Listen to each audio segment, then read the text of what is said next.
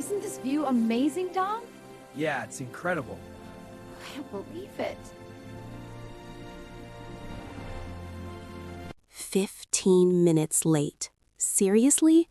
Where on earth is he? Probably out there flirting with some girl on the street. Fine, just calm down, Alexa. Don't go full drama mode. Then I spotted him, my idiot boyfriend Dominic, sprinting around the corner like he'd just escaped a marathon. Traffic! I had to run the last few blocks. My anger cooled, a little, but we had already missed the movie, and that was only the beginning of our total train wreck of a 2-year anniversary. If you're new here, make sure to hit that subscribe button and join the community. You won't want to miss what happens next. The whole time we were out, Dom kept zoning out, checking his phone every 2 minutes. It was driving me absolutely crazy. I'm heading home. Huh? Wait, why? Oh, it's just the basketball team thing. We're having a meetup with an international squad. Oh, wow, the basketball team, of course. Yeah, the team always comes first. That's not what I meant, Lex. He tried to explain, but I was already on my feet. Forget it, Dom. If that's all you care about, maybe we shouldn't be together. I thought he'd stop me, say something, anything, even cry, but he just stood there, eyes on the ground. Fine, breakup it is. That night, after a long, hot shower, I finally calmed down. Any minute now, he'd text me. He always did. That's how it had always been. I throw a tantrum, he shows up with snacks and that goofy grin, and somehow everything feels right again.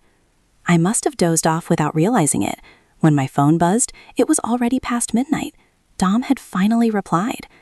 You're right, Lex. We both need some space. Take care. I hope you'll be happy. I read it again and again until the words blurred. For once, he didn't try to fix things. If you've ever been through a breakup that hit harder than you expected, drop a comment below and share your thoughts with us. I still remembered the first time we met. School had just ended and a basketball came flying straight at my face. Before I could scream, someone caught it one-handed, like straight out of a movie. He looked up, sweaty, out of breath, and smiling that goofy smile that made me fall for him. You okay? A week later, we bumped into each other on the subway, and just like that, we started talking, then texting, then dating. I never thought one day I'd lose him. By morning, my pillow was soaked from crying. I grabbed my phone and called Sammy, our mutual friend, Dom's teammate, and basically our forever mediator. He sighed from the moment he picked up, so he already knew. I talked to Dom. Maybe give him some time, Lex. Did he say why? Sammy didn't answer right away, so I had to swallow my pride and beg a little. He said you two don't match anymore. Don't match? That made 0 sense. Dom couldn't just walk away like that. I still loved him more than anything. I was scrolling through our old photos when Mom came in. Looks like someone's got a broken heart. Mom, how do you make someone fall in love with you again? Sometimes, sweetheart, you just surprise them a little. Love gets used to the routine. A little change keeps it alive. Her words stuck with me long after she left. A little change, huh? The next day, I showed up at school with a fresh short haircut. Sammy's jaw dropped. Surely Dom would notice too. Except he didn't. Not even a glance while I lingered by the basketball court for half an hour. Invisible. Totally invisible. So I stormed over to Sammy. He had to help. Our team is leaving for Paris next week. Paris? There's an international basketball meetup. Big deal. Paris, the city of love. Don't even say it. Pack your bags, Sammy. You're taking me to Paris. Paris smelled like croissants and heartbreak because, yeah, I was in the city of love, but not with my boyfriend. While Sammy studied the map, I tried acting all mysterious in French until I realized my wallet was gone. Sammy, I think someone just pickpocketed me. Before I could even cry, someone waved my wallet in front of me. Give it back. He grabbed the guy's arm. Easy, easy. You looked so miserable, so I came back to tell you something useful. We both froze. The guy in your photo? Your boyfriend, right? Bad news. I just saw him at a cafe on Rue de la Temple with a really pretty girl. My stomach dropped. Dom had already moved on. Before Sammy could stop me, I was running. By the time I got there, they were just leaving the cafe, laughing like the perfect couple. She was tall, tan, with a bouncy ponytail that swayed like it had its own fan club. That's Rena, captain of the visiting basketball team. She's kind of a legend. We followed them to an empty lot where they started practicing together. I couldn't stop staring at Dom. He didn't look heartbroken at all. And that girl, she was all confidence, muscles, and sunshine. Basically the complete opposite of me. So that's what he wanted now. A strong, athletic goddess. Even on the way back home, I couldn't let it go. So I signed up for the basketball team. Sammy almost fainted. Lex, this isn't a joke. There are other ways, you know. But I just smiled like I had a plan. Spoiler, I totally didn't. Day 1 of practice was a nightmare. I tripped over the ball, spilled water on the coach's clipboard, and somehow managed to knock out a teammate with my throw. Every time Dom and Rena practiced together, I jumped right in like a total clown. Oh, whoops, make way for the future MVP. Need water or maybe a little moral support? At first, everyone laughed. By the end of the week, even Rena was giving me pity eyes. Later, I saw Sammy talking with Dom for a long time before he came to find me. You're not yourself anymore, Lex.